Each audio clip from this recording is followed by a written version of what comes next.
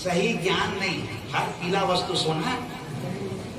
आज इन जवानों के पास सही ज्ञान नहीं, पुनरुत्थान हो गया, पुनरुत्थान हो गया, खुद भटके और लोगों को भटका करके रख दिए। तो आज जब वचन का सही ज्ञान आ जाएगा तो यीशु मसीह के प्रति जो हम लोग चल रहे हैं स्थिरता आ जाएगी, कोई हमको भटका नहीं सकेगा। और संगति के प्रति भी क्या आ जाएगी? स्थिरता आ जाएगी। संगति के प्रति कोई हमको इस संगति से भगा नहीं सकेगा। वचन का ज्ञान आने से इस प्रकार से स्थिरता आती है। वचन के ज्ञान आने से हम अपने आत्मिक पिता को क्या करते हैं? पहचानते हैं। जैसा आप अपने शारीरिक पिता को पहचानते हैं, जानते हैं, उसका आदर करते हैं, उसके अधीन रहते हैं, उसी प्रकार आत्मिक पिता के भी हमको क्या रहना है? अधीन रहना है। वो हमको डांट भी सकता है तो हम नाराज हो जाएंगे। हमको 4 लोगों के सामने पास्टर बोल दिया, अकेले में बोलना चाहिए। देखो, और अकेले में बोलेंगे तो उसको काहे के लिए अकेले में लेंगे? वो नोनी को काहे ले गया अकेले में? क्या बात कर रहे हैं? लो, इधर भी, इधर कुआं, इधर खाई है, ऐसा हो गया। तो हम अपने पिता का कैसे आदर करते हैं? वो हमको क्या करता है? डांट भी देता है। और कई के बाद पिता क्या हो जाता है? मार भी दिया। ठीक है, आत्मिक पिता नहीं मारेगा, कुछ बोलेगा, पर हमको बुरा नहीं मारेगा।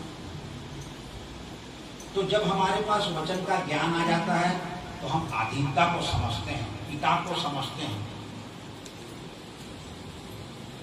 और हम प्रभु को समझते हैं और स्थिर रहते हैं प्रभु में और उसके संगति में।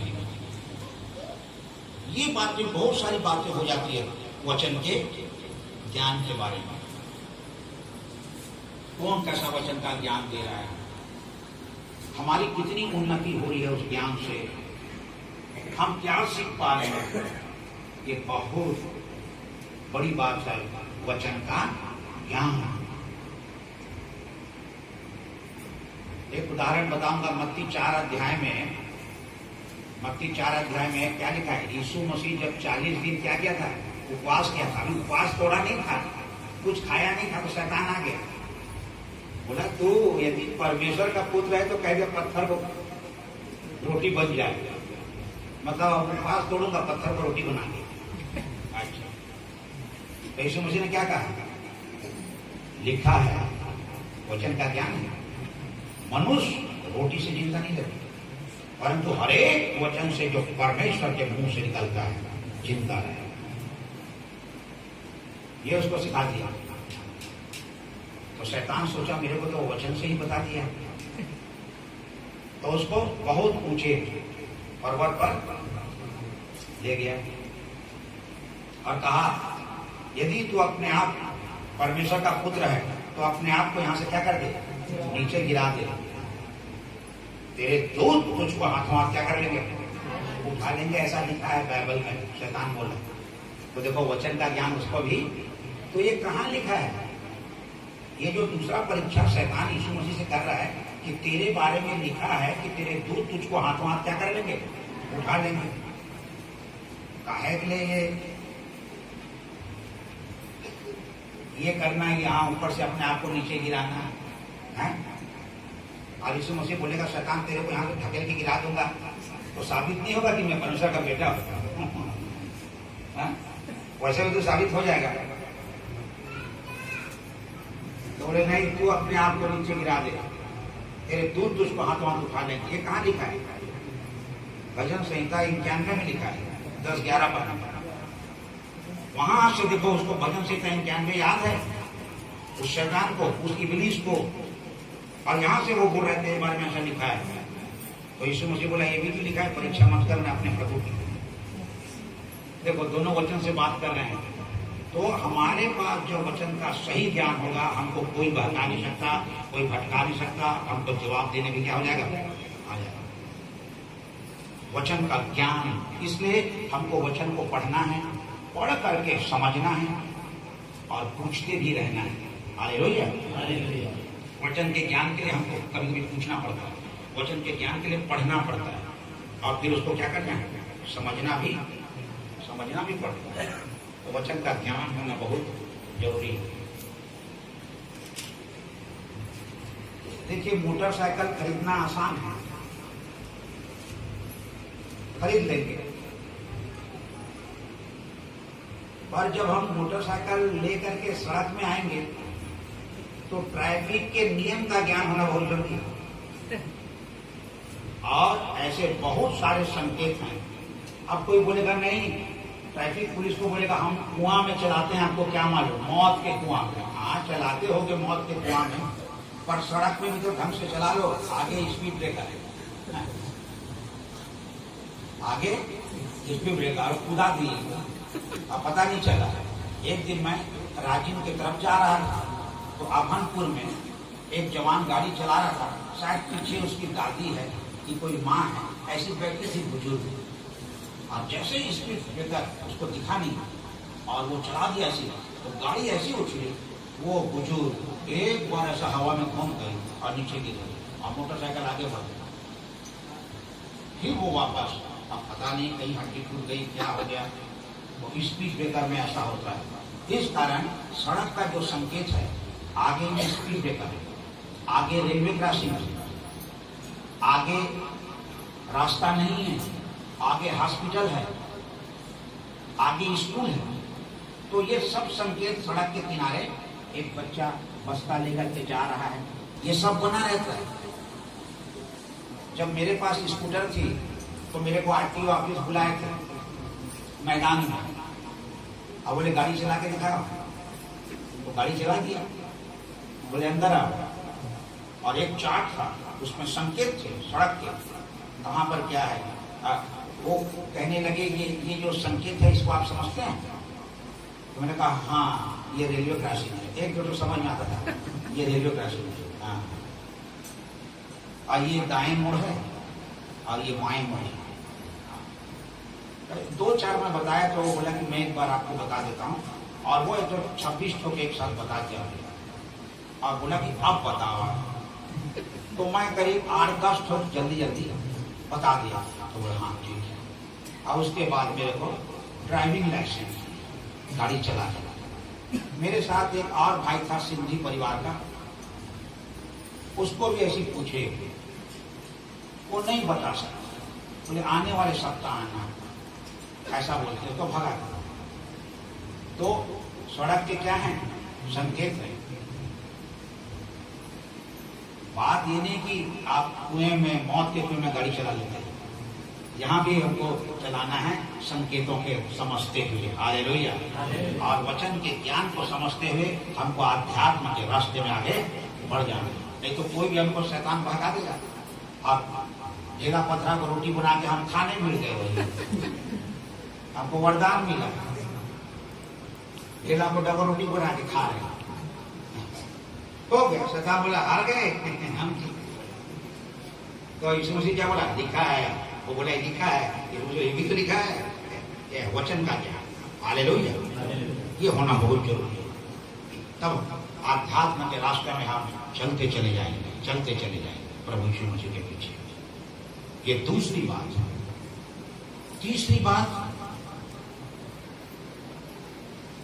तीसरी बात जो है, यदि हमको इस रास्ते पर चलना है तो हमारे पास व्यक्तिगत प्रार्थना होना बहुत जरूरी है।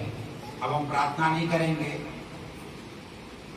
और कितने बार प्रार्थना के बारे में, भले उपवास के बारे में बहुत ज्यादा जोर ऐसा बाइबल में दिया है, करना है ऐसा करके नहीं लिखा है, और प्रार्थना के बारे में बहुत जोर दिया गया है। क्या जोर दिया गया है प्रार्थना के बारे में? हमारे पास खुद का प्रार्थना होना चाहिए। मत्ती 26:41 में क्या लिखा है, जागते और प्रार्थना करते रहो कि परीक्षा में। हाँ, और चेले लोग क्या हुए, यीशु मसीह को छोड़ के भाग गए, और पतरस आया भी हिम्मत करके, तो लोग पूछे तू तो उसका एक चेला है, तो डर गया, क्या बोल रहे हो, समझ में नहीं आता, दूसरे जगह चला गया। उधर कोई पहचान गया तो भी तो उल्टा है, नहीं मैं तो उस उस मनुष्य को जानता भी नहीं क्या बोलते हो, फिर किसी जगह चला, देखो क्या हालत हो गया। प्रार्थना नहीं कर पाए लोग, सोते रहे बगीचे में, और प्रभु पहले जिताया था प्रार्थना करो कि परीक्षा में आगे। देखो परीक्षा आ गई और हम उस मनुष्य को नहीं जानते जो पूरा 3.5 साल तुम्हारी मदद किया, तुम्हारे बीमारों को चंगा किया, तुम्हारी आवश्यकताओं को पूरा किया, और तुम बोल रहे साधारण मनुष्यों के सामने कि हम उस मनुष्य को नहीं जानते। कोई बच्चा अपने माँ बाप को बोल दे कि मैं इनको नहीं जानता ये लोग कौन है, तो क्या गुजरेगा बताओ। आप यीशु मसीह का तो दुख ऐसे ही पड़ गया, उसको तभी और दुख उठाना है, उसके लोग हाथ पर भी खिले ठोक देंगे, या तो मानसिक रूप से उसको परेशान कर डालेंगे। मैं नहीं जानता उस मनुष्य को। देखिए कितना धक्का लगा हुआ है, तब तुरंत मुर्गे ने बांध दिया, और फिर पतरस थोक लो।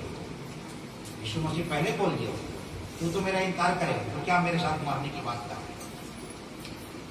प्रार्थना लूका 18:1 में क्या लिखा है? नित्य प्रार्थना करो। लूका 18:1 में। रोमी 12:12 में क्या लिखा है? आशा में आनंदित रहो, क्लेश में स्थिर रहो, और प्रार्थना में नित्य लगे रहो। तीसरों की पहली पत्री 5:17 में लिखा है निरंतर प्रार्थना में लगे रहो। पर 19 पद में क्या लिखा है?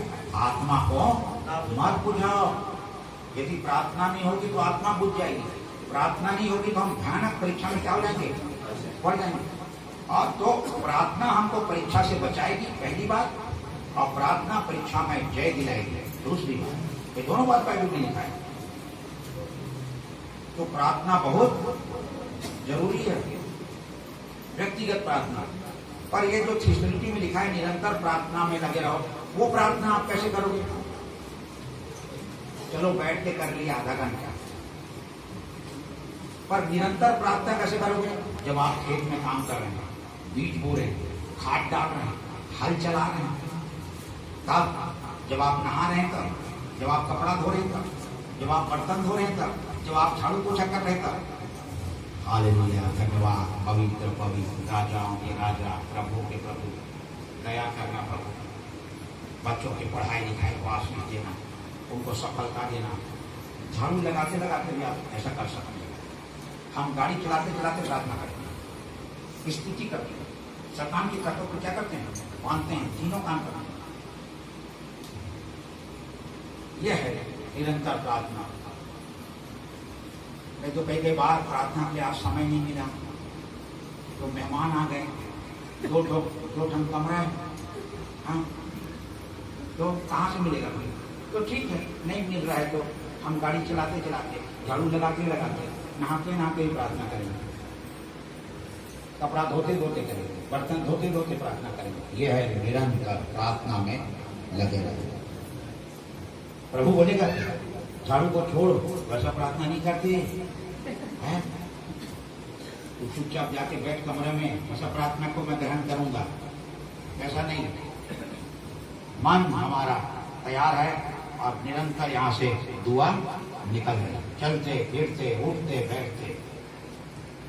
आप बाजार जाते समय भी दुआ करते करते जा सकते हैं, आते समय भी दुआ करते करते आ सकते हैं, अदृश्य ताकत को बांध सकते हैं, दुर्घटना करने वाली आत्मा को बांध सकते हैं। ये है, तो ये प्रार्थना होना बहुत, इसको बहुत ज्यादा महत्व दिया है प्रभु। प्रार्थना करो, परीक्षा में ना पड़ जाओ। उपवास करो, परीक्षा में ना पड़ जाए, ऐसा नहीं लिखा है। उपवास कर सकते हो, मैं उपवास के खिलाफ में नहीं करो। आपका शरीर जितना साथ दे रहा है आप उपवास कर सकते हैं, और शरीर साथ नहीं दे रहा है तो खा पी के प्रार्थना करो, जो भी खाना है, और डट के प्रार्थना करो और डट के खाओ। तो ये है व्यक्तिगत प्रार्थना होना। तो व्यक्तिगत में अकेले बैठ के प्रार्थना कर रहे हैं, कई बार परिवार में भी बैठ के हम प्रार्थना, पारिवारिक प्रार्थना, और चर्च में भी बैठ के हम प्रार्थना करते हैं, कलीसिया की प्रार्थना, चर्च की प्रार्थना, साथ में सकते। तो प्रार्थना बहुत जरूरी है। और उसके बाद प्रार्थना के साथ साथ अगली बात कितनी बात हो गई? 3 बात हो गई। एक बजने जा रहा है, 3 बात, 1 बज गए। चौथी बात,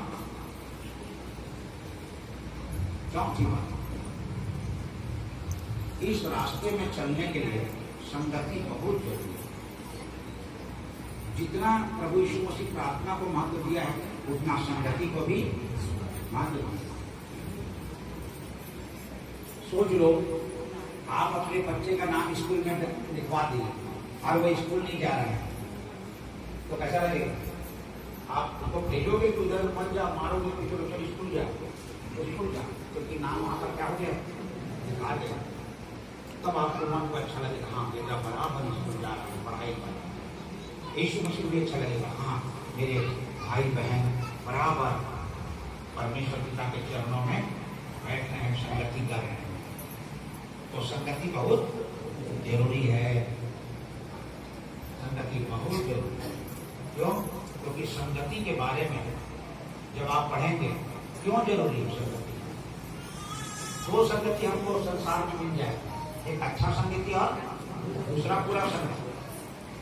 तो अच्छा संगति के बारे में देखो, अच्छा संगति 13 के 20 में लिखा है, नीति वचन क्या लिखा है? बुद्धिमानों के साथ संगति करो तो तुम भी क्या हो जाओगे? बुद्धिमान। और इतना असर आ जाएगा, इतना हम भी बुद्धिमान हो जाएंगे। हाँ, बुद्धिमानों के साथ तुम भी बुद्धिमान हो जाओ। तो देखो ये अच्छा संगति का कितना अच्छा असर हो रहा है, सुलेमान ने दिया। और बुरा संगति का कुरंथियों की पहली पत्री 15 के 37 में लिखा है, धोखा मत खाना। बुरी संगति जो है अच्छे चरित्र को क्या कर देगी? बिगाड़ देगी। हाँ, बुरी संगति। देखो दोनों में कितनी ताकत है संगति में। इसी का परमेश्वर बोलता है, क्या बोलता है? इब्रानी 10 के 25 में, एक दूसरे के साथ इकट्ठा होना मत छोड़ो, जैसे कितनों की रीति है, वो रीति विधि के अनुसार से नहीं, एक दूसरे को समझाओ, सिखाओ, और जैसे जैसे मेरे आगमन को पास आते देखो, और भी अधिक किया करो संगति। इसको जोड़ दिया जा रहा है, प्रार्थना को, संगति को जोड़ दिया जा रहा है। और जब हम संगति में आते हैं, संगति में आने से क्या फायदा होता है? नया नया गीत सुनने के लिए मिलता है और सीखने के लिए क्या हो जाता है? मिल जाता है। और परमेश्वर की वो गवाही को भी सुनने के लिए मिलता है, कैसे उस बहन के जीवन में इतना बड़ा काम प्रभु यीशु मसीह किया, कैसे उस भाई के जीवन में इतना बड़ा काम प्रभु यीशु मसीह। तो उसको सुन करके हमारा विश्वास क्या करता है? हमारा विश्वास बढ़ता है। तो और वचन का ज्ञान भी हमको मिलता है। जैसे आज आप संगति में आए और आध्यात्म के रास्ते में चलने के लिए 5 आवश्यक कदम जो हमको उठाने हैं, उसके बारे में आपको बता रहा हूं। तो आज संगति बहुत जरूरी है। परमेश्वर के साथ हम उठेंगे बैठेंगे। देखिए एक उदाहरण के तौर पर बता रहा हूँ, भजन संहिता 1 को जब आप पढ़ेंगे ना, भजन संहिता 1 को, तो देखो किसको किसकी संगति मिल गई, कौन कहाँ है। यहाँ पर क्या लिखा है?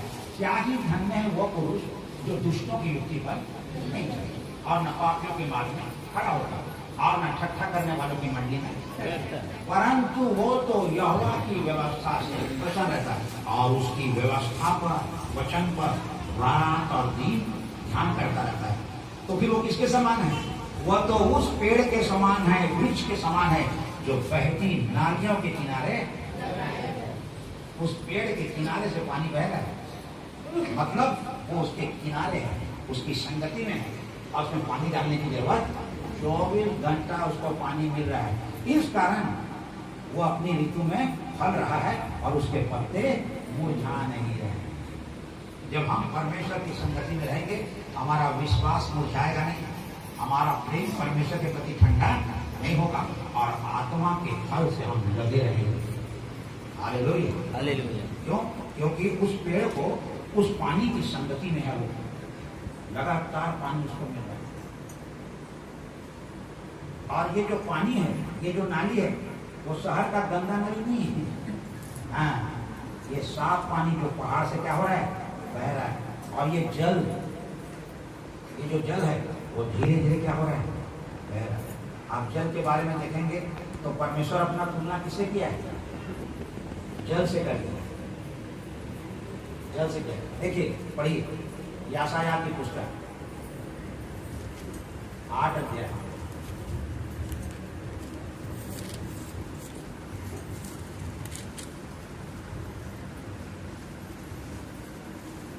5 पद को पढ़ा। यहोवा ने फिर मुझसे दूसरी बार कहा, हाँ इसलिए कि लोग सिलोह के धीरे धीरे बहने वाले सोते को निकम्मा जानते हैं। धीरे देखो, सिलो के इसका मतलब होता है भेजा हुआ। धीरे धीरे बहते हैं ये सोते को क्या कर रहे हैं, निकम्मा जानते हैं। ये इतना एकदम रफ्तार नहीं बह रहा है कि पूरा पेड़ को जड़ से फाड़ दे और पेड़ को भी बढ़ा के लेता है। धीरे धीरे सिलो का, धीरे धीरे बहने वाले जल को क्या करते हैं हम लोग, निकम्मा। निकम्मा जानते हैं। लोग यीशु मसीह को निकम्मा जानते हैं। ये वो जल है सिलो का। एक सिलो का कुंड वहां यरूशलेम में जो स्थायी है, वहां का पानी स्वर्गदूत हिला रहे हैं, पर ये यहोवा का वो सिलो है जो धीरे धीरे बहता है और लोग उसको निकम्मा जानते हैं। लोग परमेश्वर को निकम्मा जानते हैं। और जो उस नाली के किनारे लगाया गया बहते जल के, वो अपनी ऋतु में फल रहा है और उसके पत्ते कभी नहीं जाते। परमेश्वर निकम्मा नहीं, मनुष्य निकम्मा है और धीरे धीरे बहता है। सबको बराबर पानी मिले वो आगे बढ़ता है। Hallelujah, hallelujah. तो आज ये संगति बहुत, पानी की संगति। मछली यदि खाएगी भी नहीं ना तो जिंदा रहेगी, और हम उसको मछली को पकड़ के निकालेंगे और बोलेंगे बहन तू चिंता मत कर, चिरौंजी खा, तू काजू खा, तो भीगा हुआ बादाम खा, तू ठूस के भी खिलाएंगे उसको पेट भर के, तो अभी वो क्या हो जाएगा, तरह तरह के मर जाएगा। बोलेगी मैं तो 10 दिन पास में ही पानी में जिंदा रह जाऊंगा, तुम मेरे को क्या खिला के बांट डाल, मेरे को पानी में छोड़ दो, वहीं मैं जिंदा रहूंगी, 10-15 दिन भी नहीं खा के। तो देखो उस संगति से अलग कर दिए मछली को, अब वो तड़पने। ऐसे ही तड़पन होना चाहिए जब हमको संगति नहीं मिलती। परमेश्वर के प्रति ऐसे ही तड़पन होना चाहिए, ऐसे ही तड़पन होना चाहिए। और उसी कहते हैं ना, कोई संगति के लिए तो क्या कहते हैं, हे सेनाओं के यहोवा तेरे निवास क्या ही, मेरा प्राण यहोवा के आंगनों की अभिलाषा करते करते मूर्छित से सोचता हूं तो बेहोशियां नहीं लगती। कब जाऊंगा तेरे वेदी में जो गौरैया और सुपापिनी ने घोंसला बनाया, वो तो वहीं रह रहे हैं, और हम लोग तो सप्ताह में 1-2 दिन वहां आना जाना था, अरे लोग तो वहीं घोंसला बना। क्या ही धन्य है वे जो तेरे भवन में रहते हुए तेरी स्तुति निरंतर करते रहेंगे। भजन 84 में ये सारी अच्छी बातें आई है। इनके भजन 42 में भी क्या लिखा है, जैसे हन्नी नदी के जल पे हाँफती है, हे परमेश्वर हम तेरे लिए वहां जाने के लिए तड़पते रहते हैं, एक संगति चाहते हैं। आप लूका 2 अध्याय को निकालिए। हन्ना के बारे में भी वो तो 84 साल से विधवा थी। लूका 2 के 36-37 पद को आप पढ़ोगे, मंदिर को नहीं, कोई बस मंदिर चाहिए उसको, वो संगति चाहिए, वही प्रार्थना उपवास करती है। हम जिस यीशु मसीह की आराधना उपासना करने और उसको सुनने के लिए यहाँ बनाए हैं। आप लूका 2 अध्याय में देखिए, 41 पद से जैसे आप पढ़ेंगे, 41 पद से लेकर 50 पद तक लूका 2 में तो लिखा है, एक त्योहार के दिन यूसुफ और मरियम यीशु मसीह को भी लेकर के, फसह का पर्व एक त्योहार था यहूदी लोगों में, उसमें मंदिर आए थे, बहुत दूर से मंदिर आए थे। और जब त्योहार खत्म हो गया, बलिदान जो चढ़ा दिए ईश्वर को, और वापस जाने लगे, वो बहुत भीड़ के साथ वापस जा रहे थे। तब क्या हुआ, वो सोचा अरे यीशु कहाँ गया, यीशु कहाँ रह गया। बोले हाँ वो रिश्तेदार लोग के साथ होगा, आगे बढ़ो। पूछे होंगे यीशु को देखे क्या? तो बोले नहीं। तो पड़ोसियों के साथ होगा, उनको पूछ लेते हैं, आगे बढ़ो। पड़ोसियों के साथ भी नहीं था। तो बोले कहाँ गया हमारा बच्चा? फिर लौटे 3 दिन के बाद। जब 3 दिन के बाद लौटे तो देखे वो धर्म गुरुओं के साथ गए और उनसे प्रश्न कर रहा था। तो जवाब उनके पास नहीं था और वो उनके प्रश्न का जवाब देता जा रहा था। वो सब उसके बातों से चकित हो। इतना ज्ञान इस 12 साल के बच्चे के पास कहां से आते? ऐसा वो सोचते थे। तभी यूसुफ और मरियम क्या हो गए? आ गए और यीशु मसीह से मिलकर क्या कहने लगे? पुत्र, तूने हमसे ऐसा व्यवहार क्यों किया? देख तू तो कहां कहानी खोज रहे हैं। 49 पर यीशु मसीह ने क्या कहा? तो मुझे क्यों ढूंढते? तुम्हें मालूम नहीं? मुझे पिता के भवन में ढूंढो। हालेलुया। मेरे को वहां पड़ोसियों में ढूंढ रहे थे, रिश्तेदारों में ढूंढ रहे थे। भाई यहाँ हूं अपने पिता के भवन में, यहाँ अच्छा लगता है। यह महत्व को समझ रहा है वो परमेश्वर के साथ संगति। हालेलुया। ये नहीं कि त्योहार खत्म हो गया तो चले चले, हमको यही अच्छा लगता है, हम तो घर नहीं जाएंगे।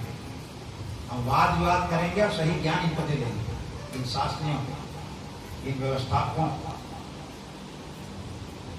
कितना आनंद उनको लग रहा है। अब मैं ये जो बातें बोल रहा हूँ इसका मतलब ये नहीं कि मोटरा वोटरा धार के कहीं पर आके कहीं सुत वो कहीं खाओ, वो मेरा कहना नहीं है। पर हमारे अंदर वो भूख और प्यास होना चाहिए परमेश्वर के परमेश्वर के भवन में जाएंगे, संगति करेंगे, ये चीज है। अब उसके पश्चात आखिरी बात मैं आपको बता रहा हूं। और आखिरी बात है, ठीक है हम अच्छा निर्णय लेकर के आगे बढ़ रहे हैं, हमको वचन का आज ज्ञान मिल गया है, हर संडे मिल रहा है, ये भी ठीक है। हम तो अपने अपने जगह में प्रार्थना कर रहे हैं, ये भी ठीक है। अब डरने की कोई बात नहीं है, हम बराबर संगति कर रहे हैं। अब चारों मुड़ा से कोई पत्ती नहीं आएगी, उजाला ही उजाला है पूरा रास्ते भर। चलिए चलो बेघिरा उछलते कूदते चलो, नहीं। आखिरी बात, यदि आप इस रास्ते में चल रहे हो तो खतरा टला नहीं है। चौकसी बहुत जरूरी है। अब हम बोलेंगे किस बात का चौकसी करेंगे? सब तो रास्ता पूरा झाड़ा बुहार है, सीधे सीधे चलो, नहीं। चौकसी के साथ जीवन बिताना बहुत जरूरी है आध्यात्म के मार्ग में। क्या चौकसी? किस बात का चौकसी? बहुत सारे चौकसी के बारे में लिखा है, सावधान रहो, चौकस रहो, चौकस रहो। यदि हम इस रास्ते पर चल रहे हैं तो किस बात में चौकस रहें? जैसे जब आप मत्ती 6 का 2, 3, 4 पद को पढ़ेंगे, एक पद को पढ़ेंगे तो क्या लिखा है? सावधान रहो, तुम्हारे जो धर्म के काम है, तुम जो अध्यात्म के रास्ते में चल रहे हो और तुम धर्म के जो काम कर रहे हो, वो किसी मनुष्य को दिखाने के लिए नहीं होना चाहिए। तो क्या हम दिखा रहे हैं? जब तू दान करे तो जो तेरा दाहिना हाथ जीवनी हाथ दान कर रहा है तो देरी न जाए, ऐसा दान कर। दान के प्रति चौकस रहो। ऐसा ना हो कि रास्ते से भटक जाओ, ढिंडोरा पिटा दिया, तू ही बजवा दिया, फलाना ने 5001 रुपया दिया है मंदिर के लिए, हो गया। गुप्त में रहे तुम्हारा दान। फिर उसके बाद जब हम 5 पद में उधर आते हैं तो वहां लिखा है, जब तू प्रार्थना करे तो सावधान रहना। कोठरी में जा, दरवाजा बंद कर और गुप्त में प्रार्थना कर। 16 पद में लिखा है, जब तू उपवास करे तब सावधानी बरतना, कोई तुझे उपवासी न जाने। इसी कारण मुंह धो, तेल लगा। अब ये नहीं कि मुंह तो धो लिए, अब चेहरा में पाउडर इसमें लगाने के लिए नहीं बोल रहे हैं, और उसमें तेल लगा, और बाल में भी इतना ढकेल के तेल लगा दिए पूरा चुचवा रहा, कपड़ा लड़का सब खराब कर। वैसा भी तेल नहीं भी लगाने से क्या हो जाएगा? नहीं की आज्ञा का उल्लंघन करें। नहीं बहन, देख तेल लगाने के लिए बोला गया और तू तेल लगा के आई नहीं, ये हो क्या बोल? ऐसा नहीं है, उसी को समझना है। प्रभु बोल रहा है इतना तो टिप टाप रहो कि कोई उपासी ना जाए। पता चला हमारा नाक लटक गया एक तरफ और अलग से दिख रहा है, हाँ ये उपवास है कि उसका नाक इधर लटक है। ऐसा नहीं है, मतलब हाथ में धोना है, ऑर्डर इसमें भी क्या कर लो, लगा दो। हाँ, तो इसमें तो नहीं लिखा है, ऐसा बात नहीं। हम टिप टाप है, कोई हमको जाने नहीं। Hallelujah, hallelujah. तैयार रहो, मुरझाया मत रहो। हाँ, कई के बाद लंबा उपवास में मुरझा जाता है, बातचीत हाँ हाँ, तो उसे शायद उपवास है, मुंह से आवाज नहीं। तो अपने को ये धर्म के काम के प्रति क्या करना है? चौकस रहना, और शैतान चौकस रहने नहीं देगा। हाँ, और चौकसी बहुत सारी बात की चौकसी है, जैसे और क्या चौकसी करेंगे? जैसे बहुत सारी बातें हैं। मत्ती में है 23 अध्याय को देखिए, मत्ती और उसके 6 पद में कुछ लिखा गया। भोज में मुख्य मुख्य स्थान नहीं, वहां हाँ 16 निकालिए, 16 अध्याय मत्ती और उसके 6 पद को देखिए।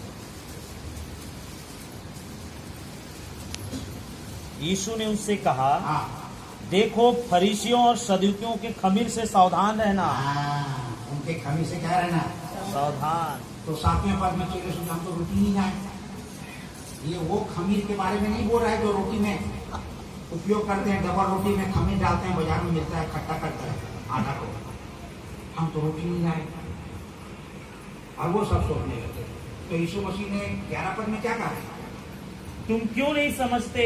तुम क्यों नहीं समझते कि मैंने तुमसे रोटियों के विषय में नहीं कहा। मैं तुमको रोटी के बारे में नहीं बोल रहा हूँ, परंतु यह कि तुम फरीसियों और सदूकियों के खमीर से सावधान रहना। उनका जो खमीर है उससे चौकस रहो। तो फिर 12 पद में देखिए, तब उनकी समझ में आया, तब चेलों को समझ में आया कि उसने रोटी के खमीर से नहीं, वो रोटी में जो खमीर डालते हैं उसके बारे में नहीं बोल रहा है, पर फरीसियों और सदूकियों की शिक्षा से शिक्षा सावधान से। रहने को कहा था। शिक्षा से। और 30 प्रकार का शिक्षा दे रहे हैं वो लोग, शास्त्री और फरीसी जिनको शास्त्र का ज्ञान है, वो कैसी शिक्षा दे रहे हैं? उस शिक्षा से क्या करो? चौकस रहो। ये लोग सही शिक्षा नहीं दे रहे, वचन के विरुद्ध में शिक्षा दे रहे हैं, इनको वचन का ज्ञान नहीं है। तो हमको आज किसके प्रति चौकस रहना है? शिक्षक और शिक्षा के प्रति चौकस रहना है। तो हमारे पास वचन का ज्ञान होगा पहले, तब तो अपन इनको पकड़ सकेंगे। लोग अच्छी शिक्षा नहीं दे रहे हैं, गलत शिक्षा दे रहे हैं। तो शिक्षक और शिक्षा के प्रति हमको क्या करना है? चौकस रहे। यही लूका 11 के 35 में लिखा है, चौकस रहो, जो उजियाला तुम में अंधेरा ना हो जाए। आज वचन का उजियाला हमारे पास है, और इस आत्मा का उजियाला हमारे पास है। आत्मा को मत बुझाओ लिखा है किसी 4 के 30 में, आत्मा को मत बुझाओ। तो ये उजियाला हमारे पास है। और एक और उजियाला देखिए, और एक और चौकसी देखिए। किस बात के प्रति हमको चौकसी रहना है? 2 बात बता रहा हूँ, जल्दी समाप्त करूंगा। कुरिन्थियों की पहली पत्री 10 अध्याय का 12 और 13 पद को पढ़ेंगे तो वहां लिखा है, इसलिए जो समझता है कि मैं विश्वास में स्थिर हूँ वो चौकस रहे कि कहीं गिरना पड़े। हम आध्यात्म के रास्ते में आगे बढ़ रहे हैं, और फलसा बोल रहे चौकसी के साथ आगे बढ़ना, कहीं गिरना पड़ो, क्योंकि तुम आज तक किसी ऐसी परीक्षा में नहीं पड़े हो जो मनुष्य के सहने से बाहर है। और परमेश्वर सच्चा है, वो तुमको सामर्थ्य से बाहर परीक्षा में पढ़ने नहीं देगा, वरन परीक्षा के साथ निकास करेगा, उपस्थित रहेगा, साथ में रहेगा, तो तुम सह सको। चौकसी के साथ जो बिताना, कहीं गिरना पड़ेगा, ये है चौकसी। फिर और क्या चौकसी करें? पतरस की पहली पत्री 5 के 8 में लिखा है, सचेत रहो, तुम्हारा विरोधी शैतान इस खोज में है कि किसको फाड़ खाए। तो ये मत समझो कि रास्ते में कोई खतरा नहीं है, बीच बीच में शैतान दस्तक देगा, मिल जाएगा, जंगल से निकल के रास्ते में आके बैठेगा, भाई बहन आ रहे हैं खाना खाने में, ये हमारे विश्वास को डामाडोल करने के लिए, परमेश्वर के प्रति प्रेम को ठंडा करने के लिए, परमेश्वर के प्रति संधि उत्पन्न करने के लिए कई प्रकार से वो हमला करने की कोशिश करेगा। तो इसलिए बहुत चौकसी के साथ आध्यात्म के मार्ग में जीवन हमको बिताना है, शिक्षक और शिक्षा के प्रति। और एक बात बता रहा हूँ, चलिए समाप्त करता हूँ जल्दी से, छूट रहा है वो। मत रखिए सुषमाचार 7 अध्याय का 15 पद, वहां क्या लिखा है? झूठे भविष्यवक्ताओं से सावधान रहो। हाँ, झूठे भविष्यवक्ताओं से सावधान रहो, जो भेड़ों के भेष में तुम्हारे पास आते हैं परंतु अंतर में खाने वाले भेड़िए हैं। देखो होता क्या है, हम लोग ठीक है प्रभु को ग्रहण कर लिए, किसी को 1 साल हुआ है, किसी को 6 महीना, किसी को 2-3 साल हुआ है। आपको ये जो वचन में सुनाया हूं, इससे ज्यादा अच्छा क्या लगेगा मालूम है? भविष्यवाणी लगेगी। परमेश्वर आपको गाड़ी देने जा रहा है, प्रभु उसको बता रहे 4 चक्के वाली गाड़ी, ये तो बहुत अच्छा भविष्य सकता है। मैं ये नहीं बोल रहा हूं कि सारे भविष्यवक्ता क्या हैं गलत हैं, मैं ये नहीं बोल रहा हूं, पर हम क्या होता है जब ये सुनते हैं, हर एक मनुष्य अपने बारे में अच्छा अच्छा सुनना चाहता है, अच्छा सुनना चाहता है 4 लोगों के सामने। परमेश्वर क्या बोल रहा है? परमेश्वर 66 पुस्तक में सब बोल दिया, प्रार्थना करो, संगति करो, चौकस रहो, सब बोल दिया। इसके अलावा और सुनना चाहते हैं।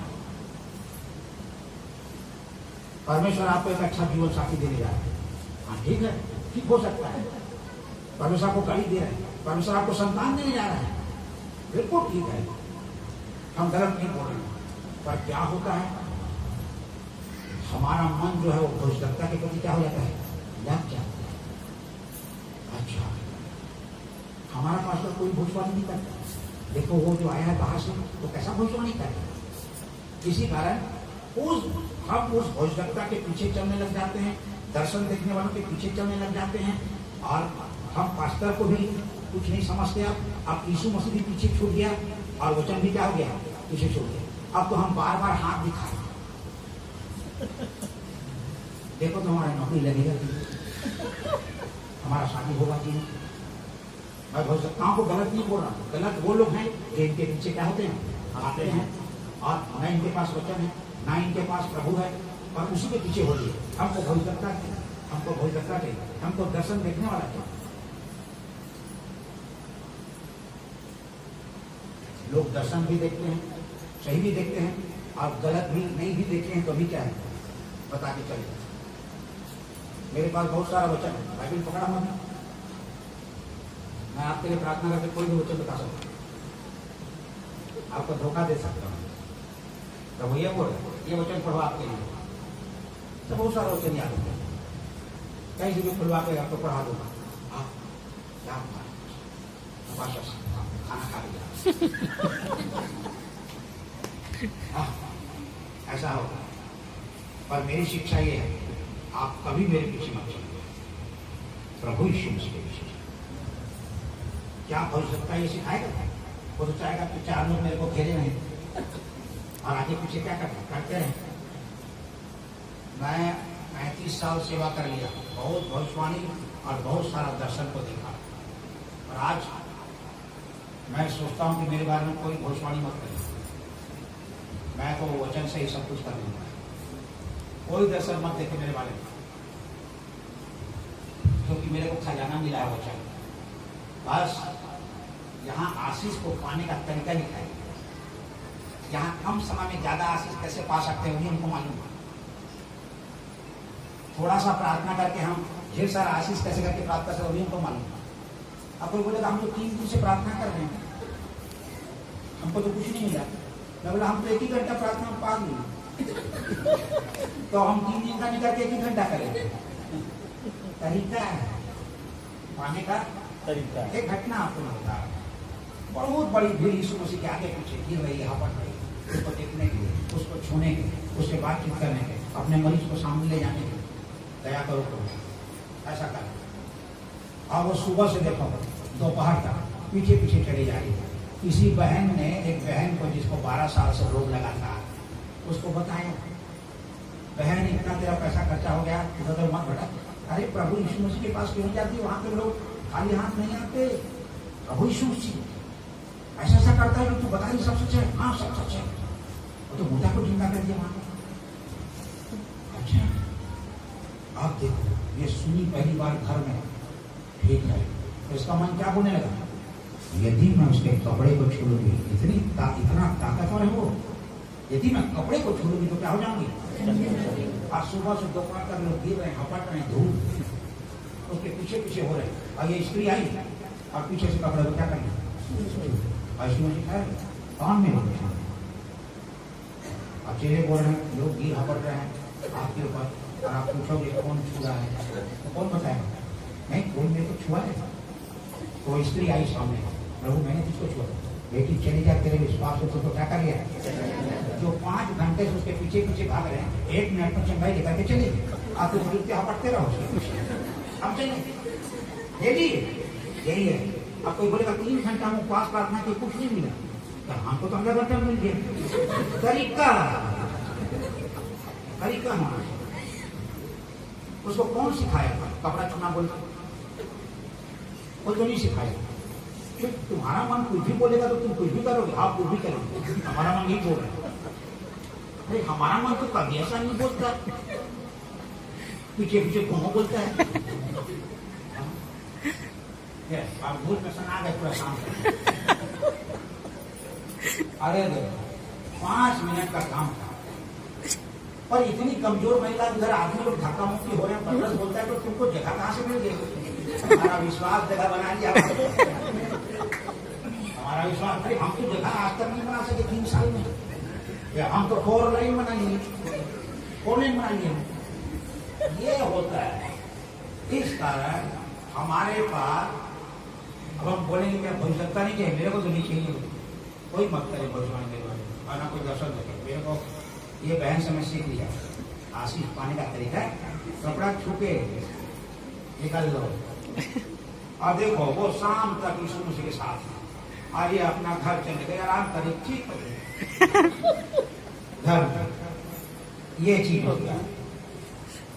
तो आज समझदारों के भी बहुत इशारा,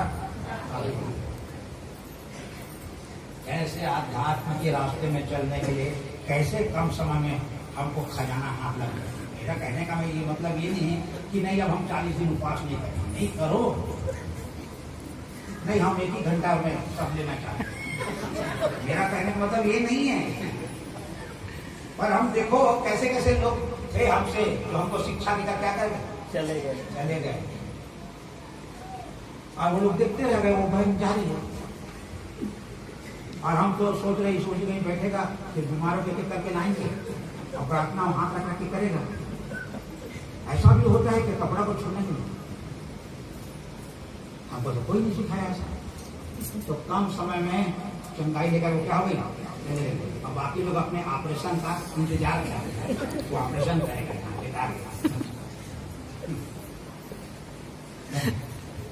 लाइन लगा ऑपरेशन, अब वो छू करके चंगाई लेकर के 12 साल का रोग झटके में खत्म। देखिए इस रास्ते में चलने के लिए ज्ञान बहुत जरूरी है। हमको किसी भी के पीछे भागना नहीं है, पर हम बहुत ज्यादा प्रभावित हो जाते हैं। जितना पास्टर हमको प्रभावित नहीं करता, उतना पुस्तकता प्रभावित करता, उतना दर्शन देखने वाले, क्योंकि वो एक लोगों की बात बताता है, अच्छा करता है, और हम उसी के पीछे होने जाते हैं। आइए समझिए, छूट वचन छूट।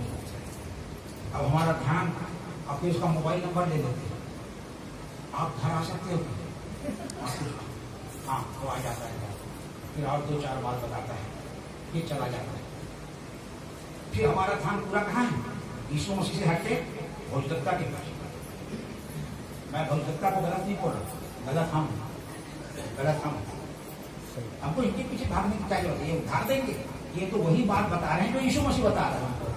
अपने से कुछ बता पाएंगे? नहीं, मैं अपने से कुछ बता पाऊंगा? नहीं बता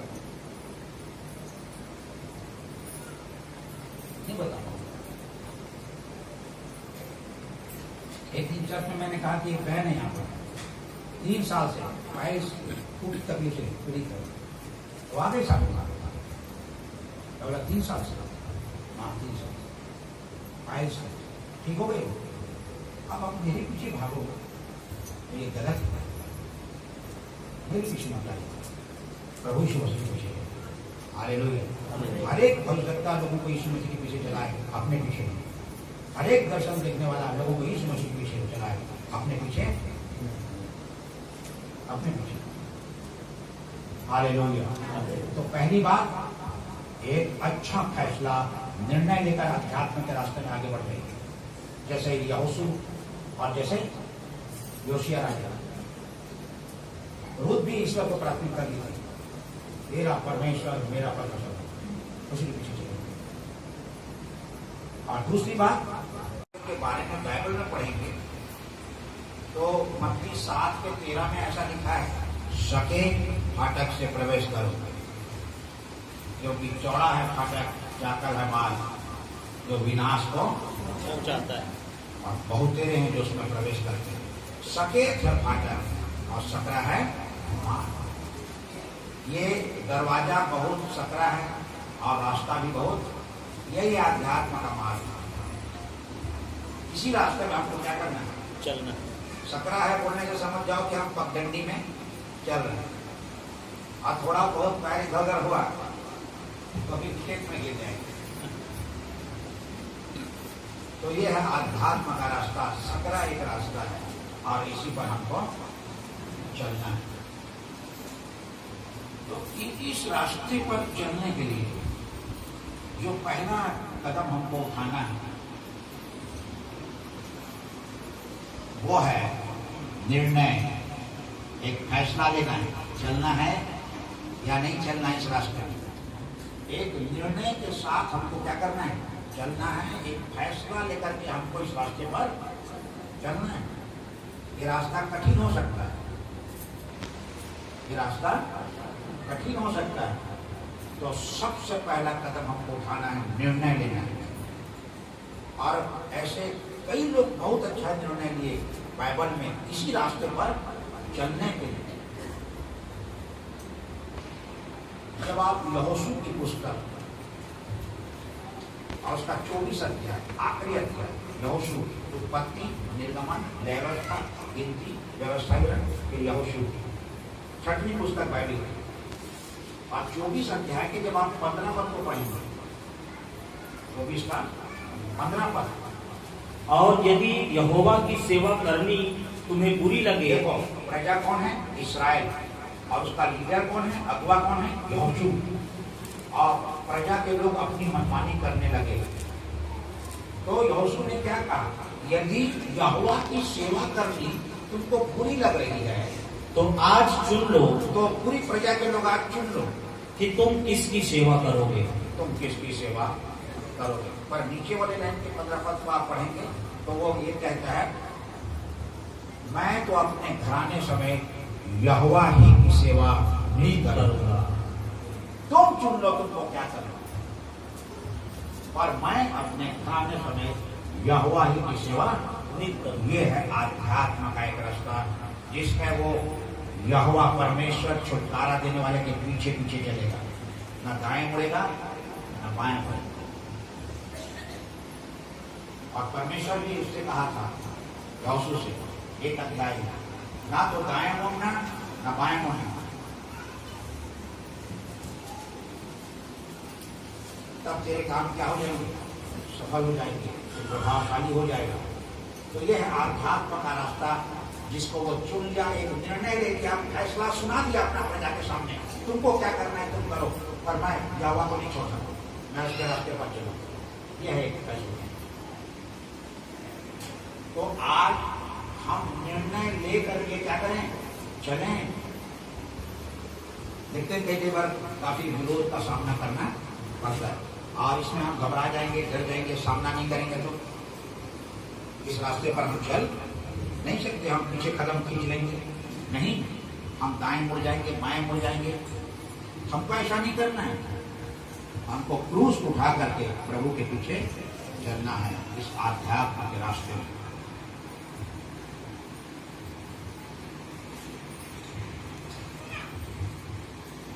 जब आप राजा की दूसरी पुस्तक को पढ़ेंगे 23 अध्याय में आएंगे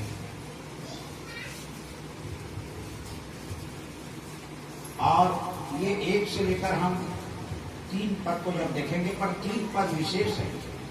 तो राजा योशिया के बारे में यहाँ पर लिखा हुआ है। राजा योशिया जब ये 8 साल का भी नहीं था, पिता के मरने के बाद उसको राजा बना दिया। समय बीतता चला गया, समय बीतता चला गया। एक बार जब वो लोग मंदिर की साफ सफाई कर रहे थे, मंदिर को व्यवस्थित कर रहे थे योशिया राजा के कहने पर, तो उसके एक मंत्री को व्यवस्था की पुस्तक मंदिर में मिल गई, व्यवस्था की पुस्तक मिल गई।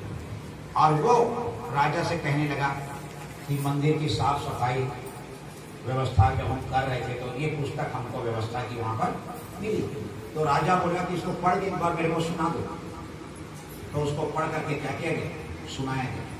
और जब राजा व्यवस्था की पुस्तक के बारे में सुना कि परमेश्वर क्या कहता है, हमको क्या करना है, तो तीसरे पद में ऐसा लिखा है। हाँ, तब राजा ने खंभे के पास खड़े होकर, देखो प्रजा के लोग मंदिर में थे, मंदिर के खंभे के पास राजा खड़ा हुआ। हाँ, यहोवा से इस आशय की वाचा बांधी, वाचा बांधा कि मैं यहोवा के पीछे पीछे चलूंगा, मैं यहोवा के पीछे पीछे चलूंगा और अपने सारे मन और सारे मन और सारे प्राण से और सारे प्राण से उसकी आज्ञाएं, उसकी आज्ञा, चितौनियां उसकी चितौनी और विधियों का नित्य पालन किया करूंगा। और जो भी विधि इसमें है हमेशा उसका पालन करूंगा। यह है अध्यात्म का रास्ता। मैं ईश्वर के पीछे पीछे चलूंगा, प्रभु के पीछे पीछे चलूंगा, यहोवा के पीछे पीछे चलूंगा। इन्होंने अपना फैसला सुना दिया प्रजा के सामने। अब प्रजा को चलना है नहीं चलना है उन पर निर्भर करता है, और इसका निर्णय बिल्कुल अडिग है। मरते दम तक वो ना तो दाएं मुड़ा ना बाएं मुड़ा, यहोवा के पीछे चला, छुड़ाने वाले के पीछे। हालेलुया, यहोवा। ये है एक निर्णय। तो आज हमको निर्णय लेना है। कई प्रकार की बातें उठती है परिवार में, ये बातें उठेगी कि क्या कर रहे हो, क्या कदम उठा रहे हो। कई बार समाज बैठ जाता है, तो अभी क्या हम समाज के सामने कह सकते हैं? हम प्रभु के पीछे चलेंगे, तुमको जो करना है। एक दिन मैं रायपुर में ही एक मोहल्ला में गया हुआ था, और वहां एक लड़की की शादी हो गई थी, उसके 2 बच्चे हैं, और उसका पति पीता था बहुत ज्यादा। तो एक दिन उसने अपने पत्नी से कहा, या तो तू प्रभु यीशु मसीह को चुन ले या मेरे को चुन ले। उस लड़की ने क्या कहा, तुमको छोड़ दूंगी पर यीशु मसीह को नहीं छोड़ूंगी। यह उसका फैसला है, यह उसका निर्णय है। तुमको एक बार छोड़ दूंगा पर यीशु प्रभु को नहीं छोड़ूंगा। हालेलुया। उसने अपना फैसला सुना दिया। आज वो अलग रही थी उसके पति से, प्रभु में बनी हुई, छोड़ दी उसको, क्योंकि पीने के बाद लड़ाई झगड़ा, मारपीट, गाली गलौज, तंग आ गई, उसको छोड़ दी, प्रभु में बनी हुई। हालेलुया। तो आज भी कई लोग ये फैसला लेकर के आगे बढ़ते हैं। तो निर्णय जो है आपको मजबूती देगा, निर्णय लेने और उसके अनुसार से कदम उठाएं। दूसरी बात, आध्यात्म का रास्ता जो सकरा रास्ता है, बिना फैसला के आगे बढ़ना मुश्किल है। दूसरी बात, यदि हमको इसी रास्ते पर चलना है तो दूसरी बात, वचन का ज्ञान ये होना बहुत जरूरी है। नहीं तो हमको कोई भी भक्त क्या करेगा, भटका देगा। तो वचन का ज्ञान होना जरूरी है। होशे की पुस्तक में क्या लिखा है? 4:6 में, मेरे ज्ञान के न होने से मेरी ज्ञान प्रजा के न नष्ट हो होने गई। से मेरी प्रजा क्या हो गई? हम भी प्रजा हैं, वो लोग भी प्रजा थे, वो लोग नाश हो गए, क्या हम भी नाश हो जाए? हम नाश होना नहीं चाहते। इस कारण हमको वचन का सही ज्ञान होना जरूरी है। और इतना ज्ञान हो जाना चाहिए कि सामने वाला क्या हमको सही शिक्षा दे रहा है या गलत शिक्षा दे रहा है। और वचन का ज्ञान सही नहीं होगा तो वचन का ज्ञान जो है, बहुत सारे विषय हैं बाइबल में, जैसे मोक्ष, उद्धार, पापों की क्षमा, इसका सही ज्ञान होना चाहिए। प्रभु यीशु मसीह के बारे में सही ज्ञान होना चाहिए। पवित्र आत्मा के बारे में सही ज्ञान होना चाहिए। बपतिस्मा के बारे में सही ज्ञान होना चाहिए। यीशु मसीह के आगमन के बारे में सही ज्ञान होना चाहिए। पुनरुत्थान कि कैसे मरे हुए लोग जी उठेंगे, उसके बारे में सही ज्ञान होना चाहिए। वरदानों के बारे में सही ज्ञान होना चाहिए। ये सब कुछ वचन में है। मैं ऐसा क्यों बोल रहा हूं? क्योंकि 2 जवान, चर्च के 2 जवान जिनके पास वचन का सही ज्ञान नहीं था,